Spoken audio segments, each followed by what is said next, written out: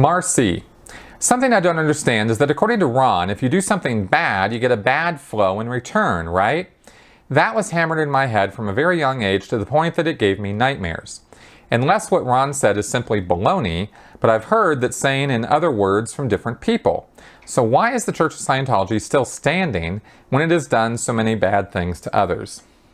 Yeah, the concept in Scientology is kind of karmic, but Hubbard explains it in terms of electronics, actually, and says that a thetan operates with electronic flows, and when you do something to somebody else, like an overt act, a harmful act, like you stab them or steal from them or kill them or whatever, you're outflowing this stuff, and through some chicanery, which I actually can't even remember because it was so kind of strange and difficult to understand, that flow out is going to result in a flow back in. You're going to pull it in. This is the Scientology. This is where that phrase comes from, is Hubbard was talking about flows, and he said that you have to have a balance of flows, and if you flow out too long, you need to flow back in.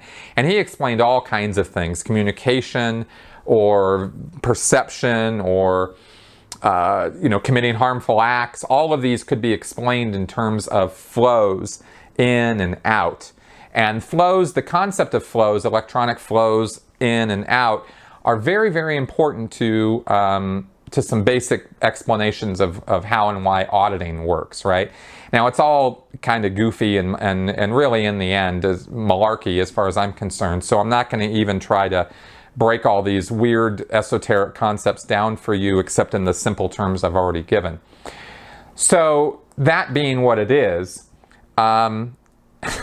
we can really sort of summarize it back down to the idea of, at least the Western idea, not the Eastern idea, because I know this is an alteration from the original concepts of it, but the Western idea of karma being that you're gonna get what you give, and you're gonna that sort of thing.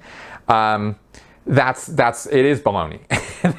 Because here's the harsh, cold-hearted truth is that the universe is not fair. The universe doesn't hand you things, and it doesn't take things away from you. The universe is simply the universe. It's a place where we live. And that is the entirety of the significance of the universe. The universe doesn't have a consciousness. It doesn't have an awareness. It's not, there's no Mother Nature who's watching over you and seeing whether you're doing, good or bad. There's no Santa Claus checking if you're naughty or nice.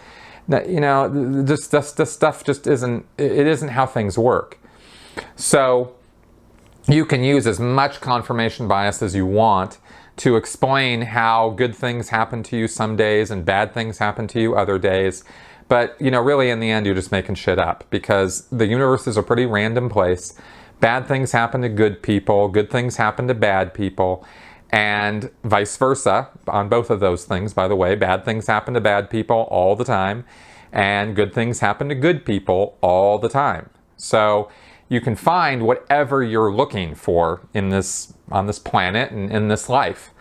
And, and it's just random circumstance, happenstance, and whatever degree of motive, I'm looking for the right word here, whatever you can do basically to create your life and do the things in your life that will bring in good things to you, well, of course, do them. It's not that your actions don't count or don't matter. It's not like there's no such thing as morality, and it's not like, there's a certain degree of truth in the fact that if you are, do good things, that other people will notice that, and they will do good things back to you if they're good-hearted people. That happens all the time.